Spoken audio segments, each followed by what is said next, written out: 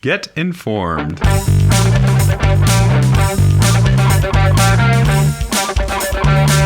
Oh, current events. Okay.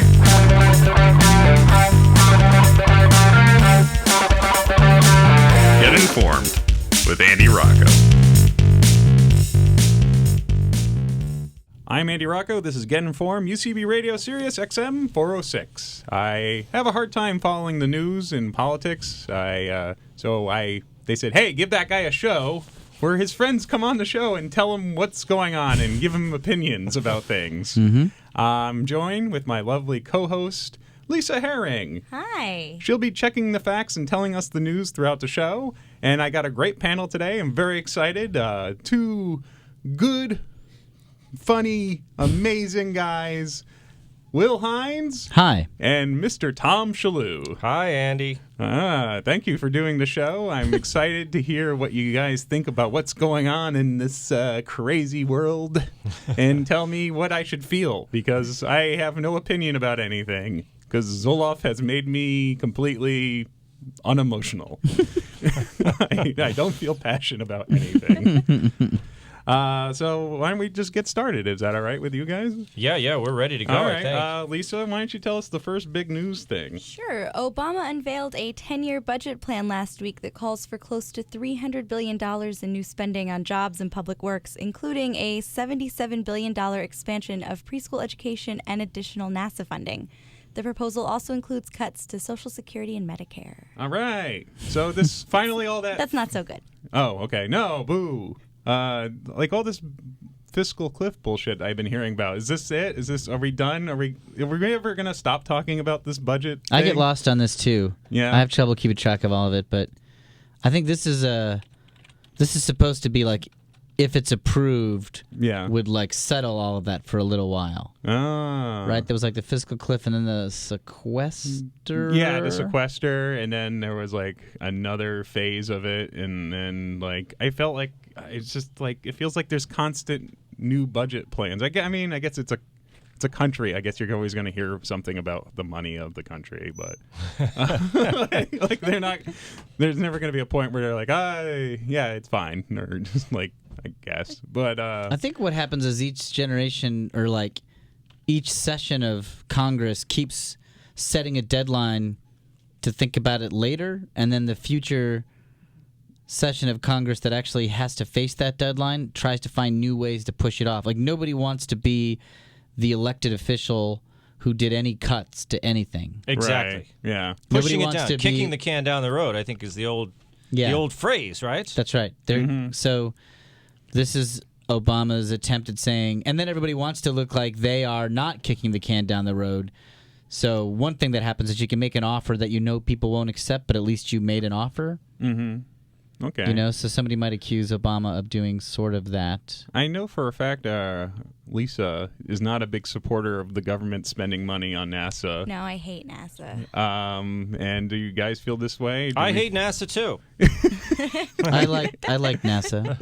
Yeah. Do you really hate NASA? Yeah. Well, I'm against all spending of any all kind. non-essential spending. Yes. And so, no, I don't think NASA should be completely cut off. But I think, like the Pentagon, NASA is completely bloated and, probably just wastes lots of our money. So we should hack it down and spend less money on it. Plus, there's this guys like James Hansen who spend all his free time at NASA not doing NASA, but doing his own pet projects. He's living proof, that guy. He should have been out of NASA years ago, that jerk. Yeah. I didn't know about that. Hansen. He's an environmentalist. God bless the man if you're an environmentalist, but he shouldn't be doing it on NASA's time and budget. Do you agree, Lisa? I do strongly agree with that. I also have to say I gave money to his Kickstarter, too, that he was starting. You did? Well, maybe that's the way to go, because he's probably doing his own thing now, right? No, I don't know. I was making that up. He doesn't have a Kickstarter. Okay. That'd be funny if he... I believed that he had a Kickstarter. But he's leaving NASA finally, and he's going to go off on his own. He's going to be the man he's always wanted to be. Right. So stop giving this... So, well, I think I don't actually know what percentage of the budget like NASA would take up. I think one of the problems is like the more emotional talking points are often not the actual big money items. Yes, they like never are. Social Security, Medicare, those are big, and defense spending, those are huge portions of the budget. Right. And those are huge, like, election points. Like, if you go near Social Security or Medicare, every, like, elderly voter is going to get you out of office. But Right. if you want to actually reduce the budget, you have to do something about that. So, like, these cuts he's offering to Social Security and Medicare, that's Obama at least making the appearance of a concession to, like, Republicans and budget people, right? But what he's also packaging in there is boosting taxes on the rich, which is like a big Republican no-no. Mm-hmm. That's the story he wants to present. Like, look, raise the taxes on the rich, and I'll make cuts to the sacred cows of Social Security and Medicare. I was actually surprised that he did the what's it called, the CPI. CPI, yeah. Okay, Consumer Price Index, which I barely understand, but that's the way he's making cuts to Social Security and Medicare. What is CPI, Tom? Years ago, the increases in just by saying years ago, you know more than me on this. Well, this was probably in the maybe I don't know the year. Say it was late 70s, early 80s, something like that. But the payments for Social Security and Medicare used to be indexed to inflation, so that as inflation rose, they would up the payments you owe to Social Security. Yeah. Yes, and then they changed it to consumer prices, which rise faster than inflation, but so do wages and other things like that. So it was essentially like a more accurate way to do it. Many said a more accurate. Other people said, to heck with that. These old people are not really part of the consumer price economy. They're retired. They have more fixed They're living income. more cheaply. Yes, so they should be tied to inflation. But obviously Congress voted it. It was a benefit, increasing the payments. But that's what has ballooned. If they just change CPI and they raise the retirement age, it's going to really save billions/trillions of dollars. Nobody wants to change both of them. I'm surprised Obama came out for this because it is a cut. But, of course, I'm for cutting like crazy. Old people are a stranglehold around the neck of this country, and we have to stop shoveling our money to them. Young people, the productive people. You're in a this Logan's country, Run advocate. I'm absolutely. But, the transfer of wealth from young people, and especially people who haven't even started in the job market yet, to older people, it's huge. Yeah. And we have to even it out, I believe. And no one. Republicans, with all their brave talk, no one is willing to. They should raise that retirement age 10 years over time. Not immediately, but just go up every quarter, go up a little bit. Raise the retirement age. I feel like increase the that makes sense to me because I think people like working. I mean, I know that sounds crazy. I sound like a big brother this government guy, not me. I don't like working at all. You had a job you liked you with, though. Like, retirement should be sort of when you can afford it. If you can afford it, you retire. I think forcing people to retire at a certain age is not necessarily great. Yeah. Like, it can depress them. And going to work is not the nightmare for everyone that you pretend it is. Like, it depends on what your job is and what your situation is, obviously. Well, how about when we created Social Security? What was the? I spitball with these numbers, and don't hold me to them. But again, I'm not. It was a New Deal thing, right? Yes. So back then, when they created it, the I'm going to put fake numbers on this, but they're approximate. The average lifespan of an American was like 58. That's what people the average. Really? But isn't that always like when you factor in like infant mortality? Like, isn't that what always has skewed lifespan averages? Well, yes, but regardless, as the medical technology let babies survive past like 2 months. Mm-hmm. That percentage, then once you made it past 2 months in 1910, you were going to 70. Yeah, perhaps you would go to 70. So it made the average age, 58. Right. But the retirement age at the time you started receiving Social Security, it was actually, I don't think it was 58. Let's say it was 63. It was lower than 65. Right. Now it's way above 65. It's what like is 10 it now? years above 65. And 70s. Your life expectancy is the 70s. But when is the retirement age now? 65? Yeah, I think they've slowly put it up. It might be people start receiving payments now when they're 66 or something like that. Yeah. They've been slowly, but it doesn't have to go up incrementally. It has to go up exponentially. The people should start receiving Social Security in their 70s. According to the formula they created when it was, during the Depression, the actual life expectancy was lower than 65 then. So, of course, we should raise the retirement age. And the age at which these people, we keep calling it the retirement age, really what it is, the age at which people receive a check permanently for the rest of their life. Yeah. It's a long stretch of time, something we can't afford, all these old people. Go down to the villages. They're living like kings down there. They're playing golf, and we're up here slaving away. That is not true. No, the latter part may not be true.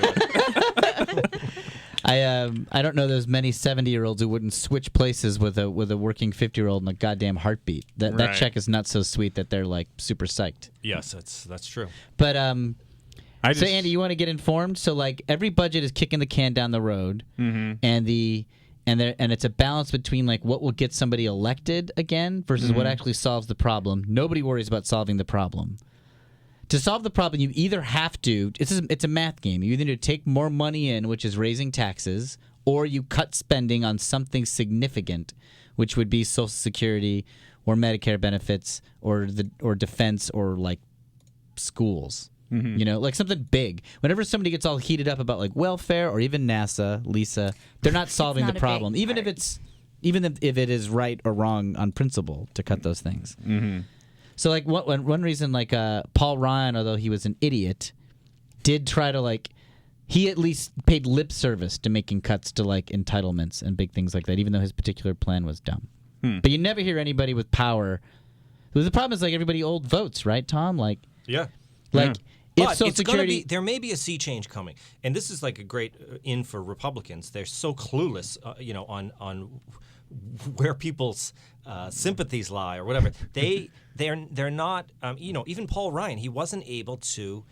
He was clumsy with his ideas. He's an idiot. But there could be at some point somebody is going to wake up young people and say, "Are you kidding me? Yeah. What the hell? Get have to the these polls and vote, assholes and then done for you lately?" Yeah. The Democratic Party is no friend to the young people of America. You stupid idiots.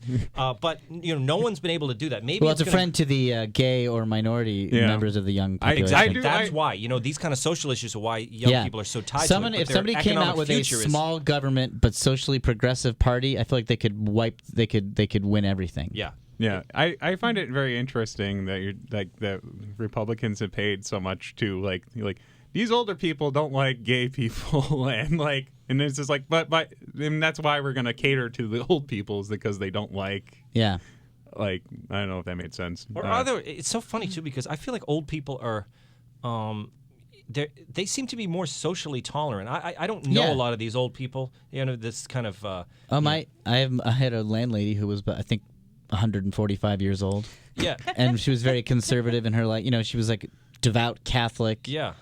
But she was she didn't Once she wasn't they like ripen, anti-homosexual no, or they start, you see these old guys, they used to be like such, they used to hang out at the fights or whatever, these classic old New York guys, and then you talk to them and they're like, everybody's gay when you're old. Like they just Right. I feel like it's the kind of the mid-level, the middle-aged folks who are kind of stuck in their ways. Yeah. No, raising kids, I think. I feel like they're like morally like obligated to be some standard that nobody believes in. Right. Well, why don't we move on to the next bit of news going on? Lisa? Do you feel like you got informed on that, Andy? Yeah. Republicans suck. No one said that. That's what I got. That's what I garnered from I am Democrat, but I didn't say the Republicans sucked. You just did now. No, it's just I get what I feel like absorbed everything. Having you be the host of the show means it could run forever. Yeah, exactly. All right, what's the next item? What is the next item, Lisa? The U.S. Postal Service announced that it would not be ending Saturday delivery as previously anticipated after Congress passed a new stopgap budget preventing their plan. Okay. All right. I had no idea this was happening at all. Which part of it?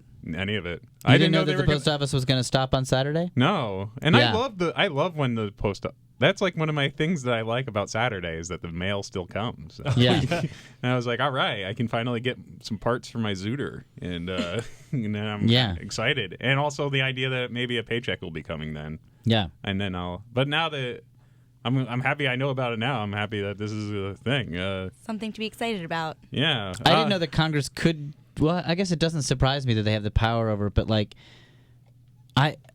why did they have to? Like, shouldn't they be the who was going to decide to shut it off, and then they had to over? It was the post office themselves. They decided. They to were stop like, "We're not doing it anymore," and Congress was like, "Yes, you are." Yeah. Nice love that. try, I think post that's office. great. I think that's great. Yeah, deliver the mail. Get off your ass. But I guess the sad thing is maybe the post office is just fighting the online is really what they're doing. It's over. Yeah. Mail delivery is over. We should get rid of the whole post office. That's what I say. Privatize it completely. You're so happy about your Saturday delivery because you're getting some electronic equipment in the mail. Or something stuff for my my Zooter, kick scooter. little, like, scooter. Okay, you're a Zooter. Now, it doesn't come UPS? No, Don't you love UPS? I think it's all right. The private package delivery people do UPS everything isn't so private, much right? better. It Is is. UPS? UPS Oh, I is. didn't know that. Yes. The Brown. What can Yeah. Brown do for you? Same as FedEx. They're a private thing. I think we're approaching the end of this era. It's like the Pony Express. It's over. They can't make a profit anymore. They're not going to be able to do it. The other problem is that the U.S. Postal Service has to deliver everywhere in the country. End that tomorrow. If you live out in the middle of nowhere, that's your choice. You want to live out there, you get the benefits of God's country and whatnot. You don't get your package delivery every Saturday. Well, Tom Shillue, I disagree completely with everything you're saying. I say, I'm not saying this just to be contrarian. I say more post office. I'm not kidding. Twice a day delivery in the cities and 7 days a week to anywhere in the country. I don't like the idea that Benjamin Franklin's era of America had better postal service than what we're proposing for tomorrow. Send it everywhere. Send it to the most remote farm. Send him mail 5 times a day. Or whatever. I mean, I don't think that it's. I think the idea of the post office's expenses dragging the country down is a myth. It's like one of these discussion items that doesn't actually matter. I think your heat, Tom, on Social Security is smarter. Yeah. That would make a difference. Raising the retirement age, I agree. That's the thing. You know what? I don't care if it makes a difference. I don't care. I don't care about the country. I'm not saying the post office should be privatized because if it's going to benefit the country. It's going to benefit the post office. I think it's it's an antiquated system. It's kind of quasi-governmental, but it's not really because they do run their own. They have their own budget. They claim that they still make all their money just from stamps. Yeah. And the post office general, I don't know what his deal is, but he keeps saying, we're not. Who cares? We don't need the post office to be a money-making venture. It's not supposed to be some hugely profitable sack of cash. Just get a letter to the farmer. Yeah. Yeah. Well, I don't need it to make. There's always been a post office. Shakespeare plays talk about the post arriving. There's always a post office. Don't get rid of it. It's like roads. It's supposed to be easy. I like, you know what? I do like roads, but the post, Yes. and I don't believe the roads should be privatized. I know. I mean, so I guess some extreme you don't expect the libertarian interstate probably highway would. system to be profitable, right? That's just a function of the government to keep things connected. Yes. Post office is the same way. I don't want any line of communication privatized. I don't want the internet privatized. I want any way that I talk to somebody else.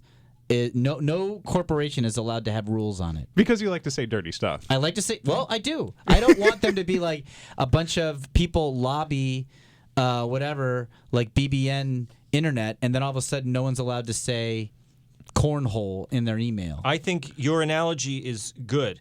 You don't want the internet privatized in the same way that I don't want the roads privatized. The analogy is good because the internet is the roads. Right, it's digital roads. But the private companies, you send it, I'm glad that they charge a service and then I upload my files to them. So for premium services, I agree. Like overnight delivery, let FedEx handle that. But I should be able to write a letter to, I don't know, the middle of Kansas, and it doesn't have to go through a money-making organization. It just gets there. Dear middle of Kansas. Yes. How are you feeling being such a big plane? I don't like when people get all hot and bothered about the post office costing a lot. I'm like, the idea of spending money is so appalling to you that you're not thinking about what you're saying. In Arthur Conan Doyle's time, he got letters 6 times a day, in London. Sherlock Holmes, I know this from Sherlock Holmes stories, exchanged letters with people multiple times a day. Yeah. Mm-hmm. And I always thought that was amazing. It is amazing, and I think, but because we're in the electronic era, we can get messages to each other. Yeah. And so, if I were to do, I like the idea of a federal investment in broadband and Yeah. things like that. So to equip the country with the Right. tools it needs. But this thing about the post office having to deliver letters up the side of this mountain, it's like let the guy go down and to the local. Is that true though? That seems like a myth. I feel like you can have a mailbox at the bottom of the mountain is okay. Like that happens. Yes. Really? Like rural free delivery, there's like not every single front porch has a mailbox. Like in the really remote areas, I mean, you do go far out there. Like you could have some gains by not making them go everywhere. Yeah. But like we're talking what? He's going to go to Helena, Montana instead of like the farms outside of Helena? Let him go to the fucking farms. Excuse me, Rocco. Like I just I love the post office. I want more of it. I want letters delivered 150 times a day. That's a lot of letters. Why don't you just check your email once in a while, Will? Well, I want 6 days. I think Sundays off is okay. Saturdays too. How about Saturdays? Come on, let him take the whole weekend off. I wasn't offended by taking Saturdays off, actually. But if Congress is like, do it, I'm like, it made me happy. I'm like, yeah, keep it going. Post office. I feel like it'd be like if Congress was like, no more mascots in colleges. It's like, what? They cost too much. State universities, no mascots. It's like, what? You can't. That's part of the world. I know emotionally, I feel like it's the same thing. It's like, you don't know. You're not allowed to touch the post office. It's not worth it financially. I'd rather cut off Grandpa's retirement age. Wow. Make Grandpa go back to work, but he can get mail.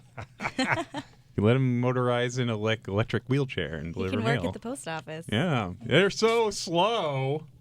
Oh, my God. They're fine. No one ever... Post office works. You know what's killing the post office too, budget-wise, just like every other industry, is these.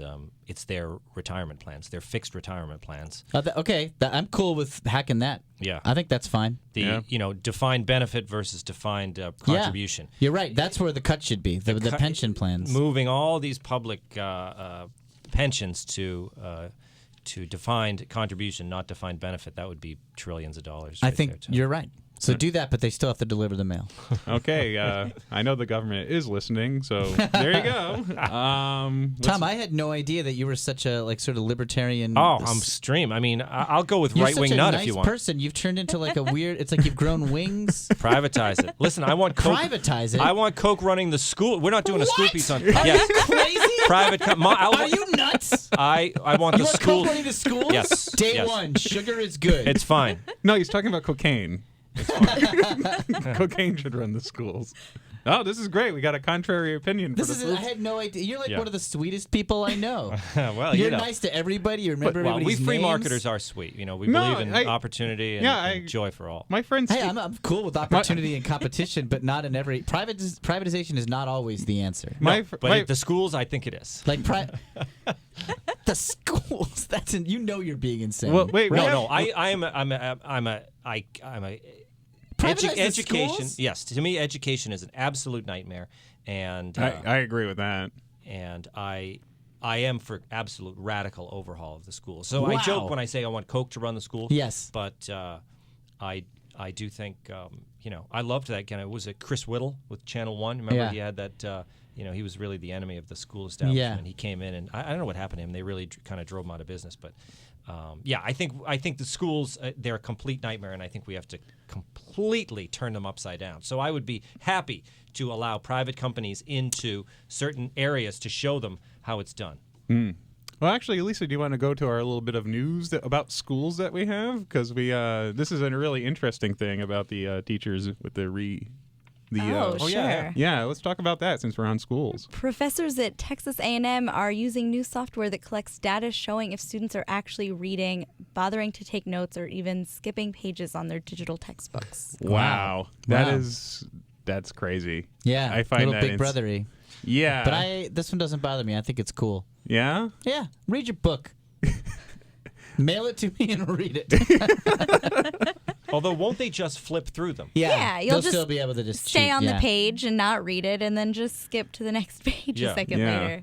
They're always going to get you, the young people. Yeah. They'll find ways to get I mean, I didn't read a lot of books in college, and that was the whole purpose of why I went. Yeah. It was to read books. But I don't mind this data being available, but if I was a professor, I probably wouldn't enforce it anyway. It would just be too much of an argument. It'd be like, well, if you're going to cheat, you're just making yourself dumb, and someday you'll work for somebody and be mad about it, and then you'll read the book. But I don't mind having the data available to the teachers. Some teachers are good at being hard asses. Yeah, I guess so. It seems like such a weird... But that seems to make this is like one thing in technology I feel like makes it like actually harder for kids. Because I used to remember feeling like, oh...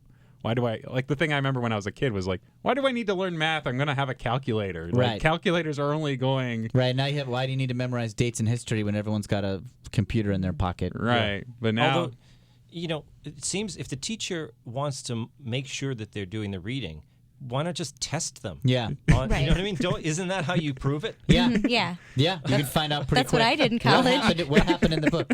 Exactly. Ask them. Yeah. I remember.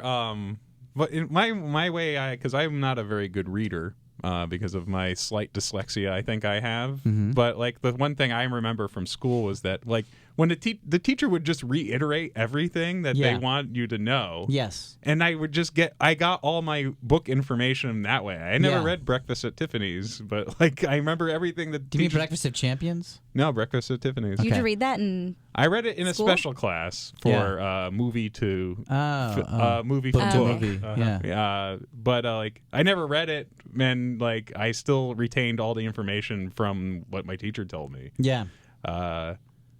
I was like, I kind of feel happy that I'm not in school anymore because of this. And I hope that one thing I also cared about hearing this is that maybe these freaking digital textbooks, maybe there'll be a little less money. Maybe they should be. Oh God, the tyranny of textbooks. Remember the money we had to spend They on were those like- stupid fat books? In college, Yeah, yeah, they were it was like crazy. $300. The professor's books you always had to buy. Yeah, yeah. That was always. I that was worked always at a annoying. college bookstore, and I had to interact with angry students. everyone's angry, all right? the time. Yep. Yeah. Because it's like, oh, let me buy that used book. $86 Yep. for a used book? Yeah. And it all Yeah. goes to the publisher. Oh God. Well, maybe they should make them 99 cents, like the way apps. Yeah. So digital, making them cheaper. I think that's great. Yeah. I like educational opportunities being available. Like online, there's so much information available online, and that's great for people who are like upwardly mobile and ambitious. Like you can teach yourself a Yeah. lot, Unbelievable. and that's great. Did you ever go to That's- that Khan Academy? Yes. I mean, it turns you into a complete professor. I know. I was just thinking that. All What this is stuff this? on. Khan Academy, you got to go. It's like free lectures on a lot of finance stuff and a lot of science stuff, but then also history summaries. Oh, That's what I wow. remember. Someone is going to, I mean, Khan is already revolutionizing things, but even like lynda.com. You ever go there and No. learn Photoshop? Lynda with a Y, lynda.com. I go there and it's like you can sign up for a month, like monthly. It's whatever it is. Say it's $30 a month or Sure. something like that, and unlimited videos, right? Yeah. But it's like I just joined for 2 months. Yeah. I paid the $60, and I learned how to do motion, like Wow. motion graphics. Yeah. It's unbelievable. Yeah. And it's all right there, and it's like this is totally going to be the to hell with Harvard. I hate colleges. I hate school. Yeah. Like I think it's going to really democratize education. And Definitely. it's like, so what if it's some guy on a I doing agree videos? with you. You Yeah. learn it. You can learn calculus for the first time in your life at Khan Academy. I'd never understood it before. Yeah. Wow. They're really. You would like it, Rocco. I should. Yeah. They're and the videos are pretty digestible. Like they're short, like they're not insanely long, or they're Yep. broken up into parts. It's a really cool, and regardless of that example, the idea of information being available online is great. Is awesome, as long as we don't privatize the schools like nutty Tom Shillue thinks we should. Well, actually, I don't want it in the hands of anybody trying to make money. Yeah. Like that is just the I would ultimate take- corrupter.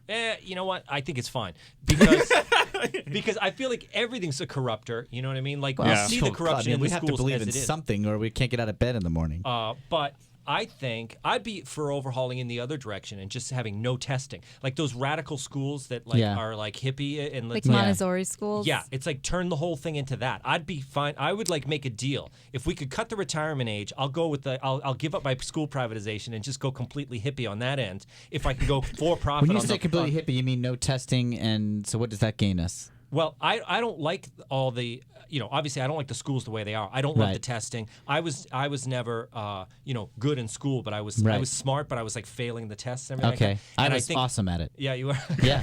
I rocked school. But I did. I think I I'm with rocked Tom. every course. I like these schools that even the higher education where people set their own curriculum and they don't have tests and things like that. I feel like that people. I feel like all this testing stuff isn't good in many fields. Right. And it's psychologically damaging to children to tell them when they're very young you're not smart. I mean, and they do. They split them up into it's into like all the groups. smart kids go here, you idiots go here, and they remember that forever. It is damaging. But then again, how do you find out who the smart kids in that smart room? They're usually pretty smart. Yeah. Like they're usually pretty good. And I was one of those kids, and meeting other smart kids motivated me. I was like, oh fuck, these people are for real smart. I gotta step it up, and I did. Right. Like meeting other people, like it increases your horizons of like what you can imagine for yourself. Just the same way it decreases the horizons of. Ironically, I'm using the wrong words here, but like, you know what I mean? Like Some smart lowers guy your you expectation. are. Can't even use the right words. Yeah, that's right. I don't know. No testing. It's interesting. Well, maybe it's. I believe in tracking at some point. At some point, you want the talented people to be in the room together. Yeah. I don't know how you can make it happen. Well, maybe. Separate them by effort, maybe? Yeah, I mean, math. You got to test in math, right? Yeah. It's the only way you get anything done. But I hate math. What if it was effort based? Whoever works the hardest gets to get together. I like that. So if you're not, it doesn't matter if your memory is naturally better, but you don't work that hard, and there's someone who like just does all their work. Those people go together. Not to sound really. They tend to be the callous, ones who are successful. But not to sound really callous, a lot of people who are in special ed worked really hard, and they're not exactly. Yeah, I mean, the extremes, mentally challenged people can work really hard at like cleaning the windows at Starbucks. Yeah, and well, at the extremes, everything's distorted. I'm talking about sort of like the difference between honors and like middle classes. Like, I bet you people in the middle classes who worked hard are way outperforming kids in honors classes who just got stoned and like wrote their own lyrics to Pink Floyd music. Mm-hmm. Yeah, fair enough. Well, maybe it sounds like you're one of those people, Tom. You didn't do well in school, but you work hard. Well, it's funny. I didn't do well, but I got in early to the smart classes because I was a smart kid. Because you don't have to do well on tests to be put into the smart classes. So you got tracked early into it. Yeah, but then you just sort of were a legacy. Yeah. I was in the same position. What if maybe you just were smart? Why don't you I was just smart. accept that? No, I was smart. So what did you do wrong? What was bad? Once I got into middle and high school, I was in advanced classes and things like that. But I was you never couldn't test well. Yeah, and I did badly on the test, but badly on IQ tests, badly on SATs, things like that. Yeah. Really? But I was among the in the kind of advanced curriculum. Wow. But it worked out for me in the end. Yeah. Because I became anti-education. I dropped out of college. It worked out great. Yeah. Because then you identify yourself as a rebel. Believe me, I can name all the people who dropped out. Bill Gates dropped out. Like you have like because you look to these guys and you're like, oh, that's kind of like me. Yeah. And it becomes part of your thing. Right. Well, maybe it's all in the genes. Good segue. Good segue, Lisa. It's another hot button issue. I can't wait to see what you think of this one, Shillue. Oh yeah, this fascinates me. There's a whole new side of you I had no idea about. I mean, you do comedy and such nice things. Next time I see you on stage doing your team, and I'm going to sit in the back and be like, keep the schools public, and just watch you go crazy. Well, I know when I do bring up issues on Mail stage, delivery! It doesn't go well. It doesn't go well. So I usually, I like to talk about personal stuff. Yeah, right. People relate to it more. Yeah. Well, next time you and I are going to do a 2-person show and alienate the entire audience. Yeah, that's good. Great. Andy, get that book. I will. The Supreme Court is currently deciding whether or not human genes can be patented. The case was spawned by a lawsuit against Myriad Genetics, a biotechnology company that discovered and isolated 2 genes that are highly associated with hereditary breast and ovarian cancer. Myriad patented the genes, giving them a 20-year monopoly on research, diagnostics, and treatment, cutting off any other scientists and doctors from conducting their own research. Okay. Well, this is my harsh opinion about breast cancer. Is we need to start focus more on rectal cancer, the thing that's like killing more people. There's like a lot of cancers that are killing more people than breast cancer, And I don't mind if some money doesn't go or any research goes anymore into breast cancer. Imagine the scenario, though, was they isolated genes related to rectal cancer. Okay, fair enough. Just imagine that they're interchangeable. All right, then they shouldn't do that. They should not. They shouldn't. They should let people do research for this. And that's so essentially this the Myriad Myriad is going to have like the hold on that. Is like no one's going to be able to do like. Yeah, nobody else can find a cure in the meantime because they've got ownership of it. That's very. I mean, but that's just that specific gene, though, too. Yes, but it's related to the hereditary link, and once you set that precedent, where does it end? I don't know. I feel like it's kind of. I would have to say it is their kind of duty to be able to share that with everyone, to tell everybody what they're doing, so we can have a cure for this. Shillue, what's your take? You think they should sell to the highest bidder? Well, here's the thing. You can't. You can do whatever you want, but right. if you restrict these companies, these biotech companies, from being able to take advantage of patent law, then what you do is you may be endangering, patients, because what these companies do is they put up an enormous amount of money, and they do the research. So they do the exploration. It's like we explored this part of outer space that no one ever did. We isolated the genes, and it cost X amount of money. So we need to make our money back now. We spent all the money, and now what we're going to do is we're going to offer a test to women, and once they test, we've isolated the gene so we can tell you whether you have the gene. Now we're going to charge people for this test. So now you go in, you get the screening, maybe you're pre-screened, and I want the test to see if I have the gene. So you go in, you do the test, and they charge you like $2,000. That's what they're doing. That's what Myriad does, is they charge like thousands of dollars for this test. They did the work, so they say now we've got to reap our benefits. I think we have to let them do that. Otherwise, what we do is future companies say, well, to hell with that. I'm not even going to outer space anymore. I'll find ways I can profit. So you want to open it up and allow these people to have sick profits because it makes them do the work. Okay? But I feel like you have to put a time period on it. Right now, Myriad's had this thing for some time. They say it's a 20-year monopoly. I don't know when they did the gene thing. But at this point, people are saying, we have a gene test. We know how to test for this gene as well. And it only costs us $200. And Myriad is like, yeah, but we put all the money into, So you have to, at some point, you got to cut them off. And I think that's where instead of just saying nobody can profit from, patents in medicine and in biotechnology, you have to just put time limits on it, just like you do with drugs. Yeah. I think that's right. Yeah. At some point, it's got to go into the public domain, but there should be a time where they can make their money back so that they're motivated to do more work and other things. Yeah, I don't think it's like I remember there was like a big issue with trolling on the internet where people there would be a lot of patents.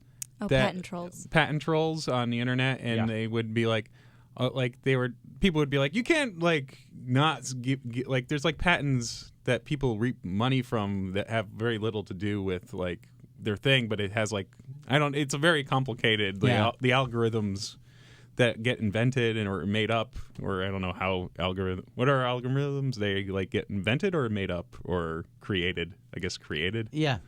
When they get created, and these companies will hold on to them, and if any website even has anything remotely like that, they can reap the benefit from it. It's annoying. And those websites. Apple do that? Apple is constantly. Oh yeah, Apple is huge assholes. Those exist just for the sake of suing people. Right. So I don't know if it's that. I don't think this is that situation from what Tom is describing. It's kind of seems to be. No, they did good work and are trying to make money off it.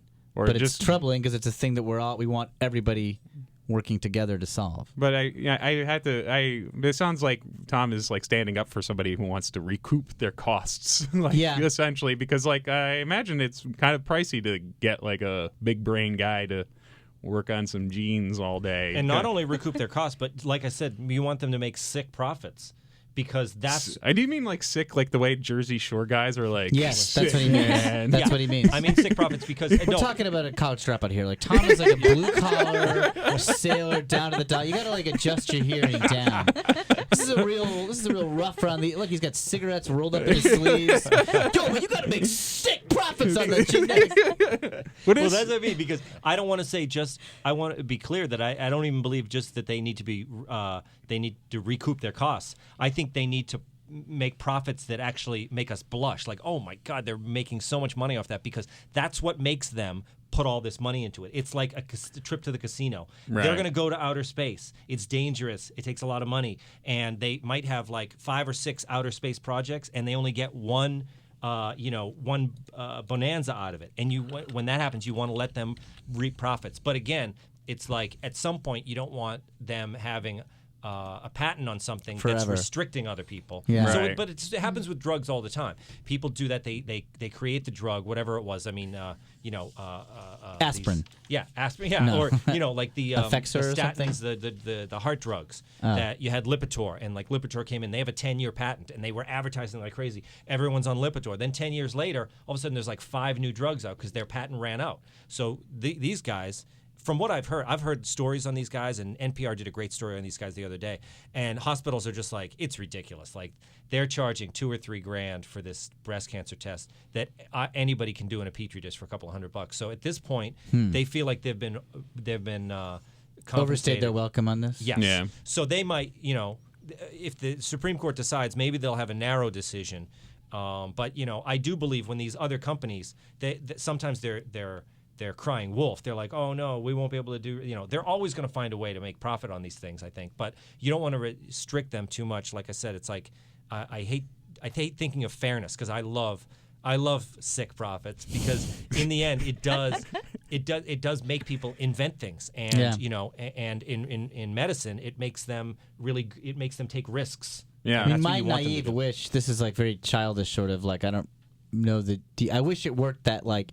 At the extremes, at the frontiers of technology, there was huge financial motivation and gain to be had. Mm-hmm. But that once something sort of is tried and true and kind of becomes mainstream, then it's more publicly available and cheap. It's like health costs. I wish, and I am admitting that I am naive in what I'm about to say, that there was some way that the government could get involved, not to reduce the cost of most medical practices that are like common, like hospital beds, overnight stays, setting bones, general. I don't know how you would define it, but like a large number of common, easily done, long understood medical technologies. And then when you get to sort of like anything in the realm of experimental, that should be for profit because the rich people will drive the technology fastest. Right. Yep. And then just like so, I agree with you. Basically, is what I'm saying. So. I think the trouble is when you shouldn't apply either model to the other thing. It shouldn't be like you can't privatize bone setting. Yeah. Everyone needs to be able to set bones.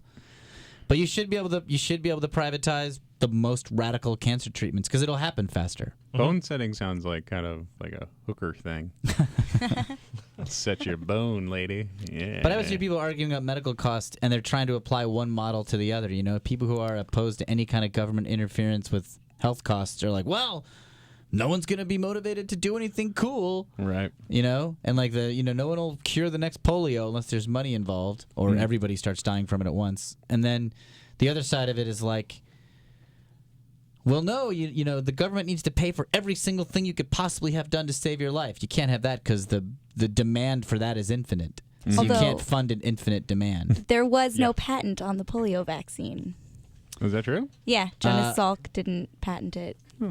Because he felt like it should be for the good of humanity. He's awesome. But also polio was killing everybody. Like if the sad thing is if everybody, literally like everybody started dying of a particular disease, all this shit goes out the window and everyone just starts working on it. Like you see the beginning of Mimic? The movie with Mira Sorvino and in the books that look like people? Yeah. Okay. Yes. The plot point that movie starts with is all the children start dying of a disease. Right. And they realize that it's transmitted by cockroaches, so they have to kill all the cockroaches in New York, which is an impossible task. But motivated by all the children dying, they do it. Right. That's the first 5 minutes of that movie. I always thought that was interesting. Like, well, I agree, but I think I'm more of a chud guy. Sure. Well, I picked you guys are really great guests, but you guys are also talking too much. I want to get to more news stuff. You're telling me to shut up? I'll do it. Shut up, lefty. I can't. I'm stunned. All right. Lisa, what's a new bit of news? Yes. Yes. Where are you going to now? Justin Bieber visited the Anne Frank house in Amsterdam and signed the guest book, writing, "Truly inspiring to be able to come here. Anne was a great girl. Hopefully she would have been a believer." Mm-hmm. I didn't hear about this on Twitter. That was Twitter would speak on this. I know, exactly.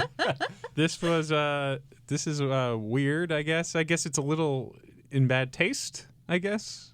Yeah. Yeah. Yeah, I mean, it's not cool that he did that, I guess. I heard that when he left the Anne Frank house, he left and he was like, I think Anne Frank was a believer. That's what I heard originally, but now I guess it's more shitty that he signed a guest book. Well, you know what? Think about it, though. These guys are always, signing. They're just constantly, he's constantly in lines signing things and saying, like, you're a believer, I'm a believer. He's just going over and over and over. And then he goes to the Anne Frank house, and she was a teen. She was like a Tiger Beat type of, personality. Like, she was into the pop fan magazines of the day. Yeah. And she had decorations on her wall that had pop stars, Rudy Valley, et cetera, on them. And I think that the people took him through. Obviously, when he comes, they make a big thing out of him. And then he just writes in the, it seemed rather innocent to me. He just writes in the book, very impressed by her. She would have been a believer. Like, it's not a big deal. But then when you see the soundbite, it makes it seem worse than it is, I think. I think that the kid was, he's obviously, he's 19.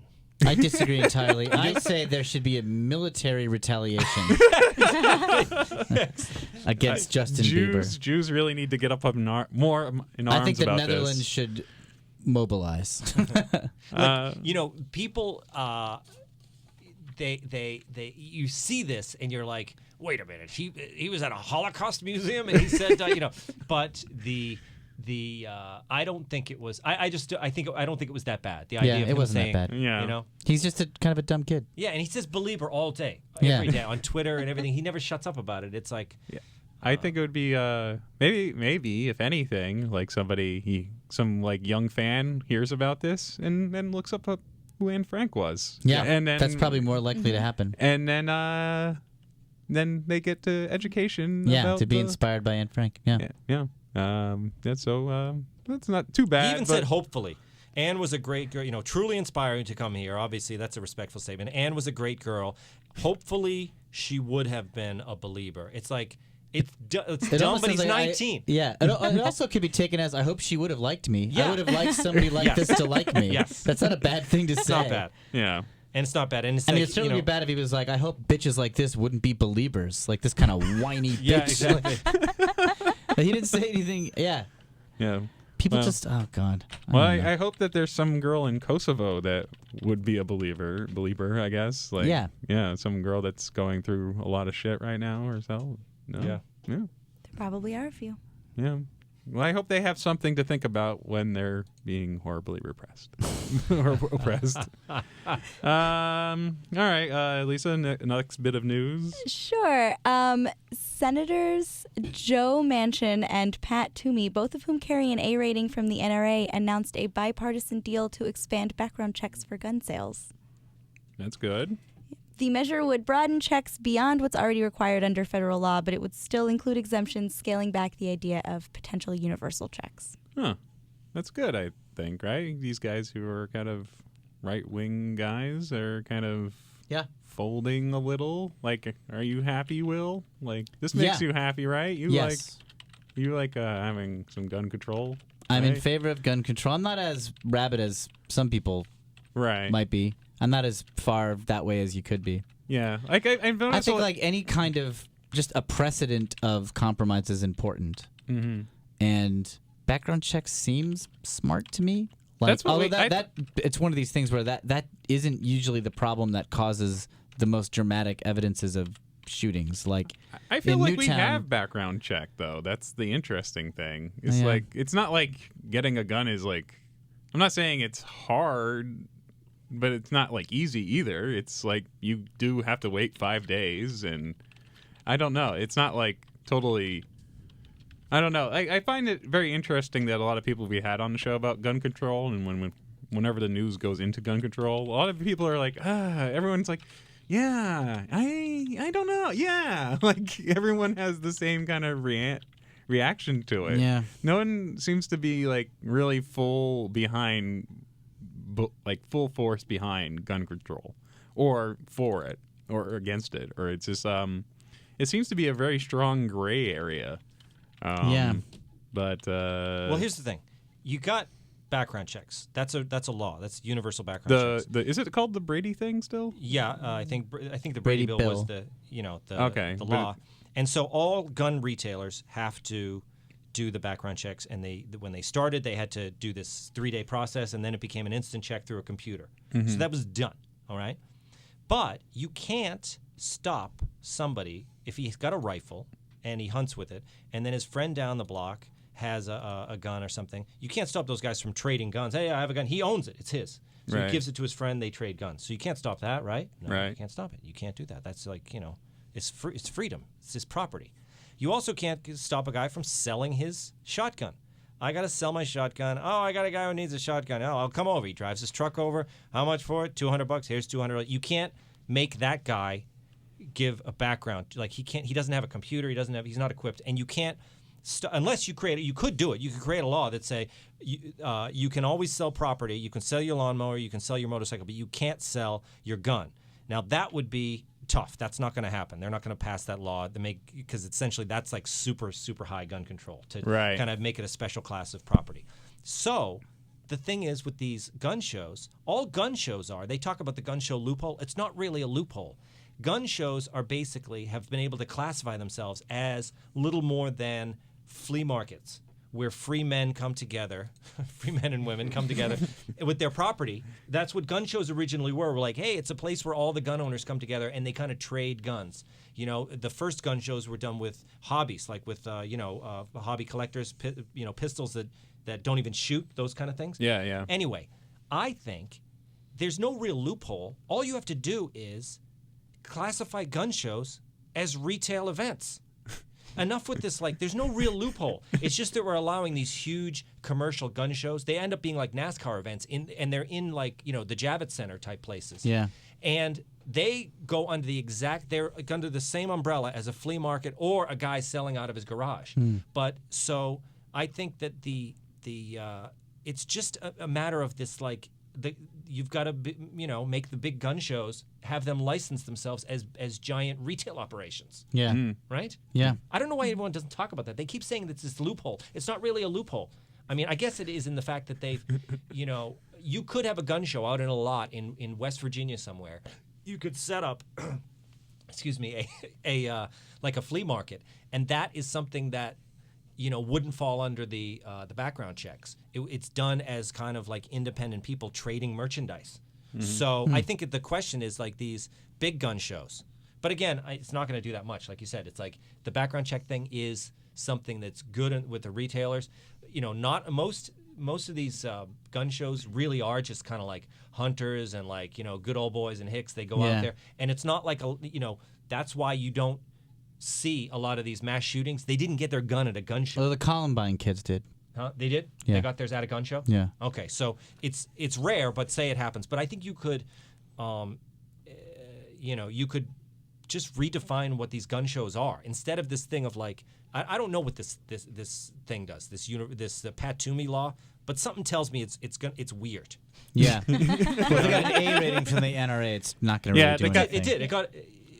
If they're NRA guys, they're not going to offer anything that's but you know what they did? A Democrat and a Republican who are both got A ratings from the NRA got together and they're like, how do we craft this thing to make it? It's so just, that it doesn't do anything. This is the exact kind of nonsense laws. Two that guys don't do anything. with the stupidest names in the world, Manchin and Toomey, got together and made a crazy, almost bullshit-y thing, I guess. Guns it's just depressing. Yeah, why don't we end on that? We have to actually wrap up the show right now. Will, do you have any shows that you would like to plug? Come see the Stepfathers Friday nights at 9 at the Upright Citizens Brigade Theater. I would like you all to come see that. Fridays at 9. Everyone who's listening. In New York City. Yes, and you can follow Will on his Twitter, and that is... WILLHINES.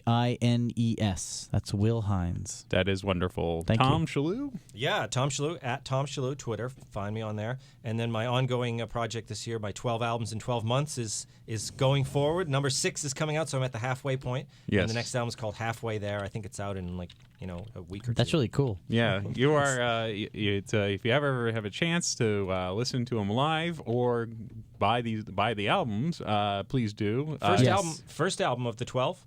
Oh, Better, yeah. Stronger, Faster. The first cut on the first album was recorded at your show. Yes, at Underground Americana. But please listen to Tom, because he's a consummate storyteller, and it's amazing, and it's always a delight, and I always feel like I learned something when I Me too, although now I'm going to listen with a new ears. Exactly.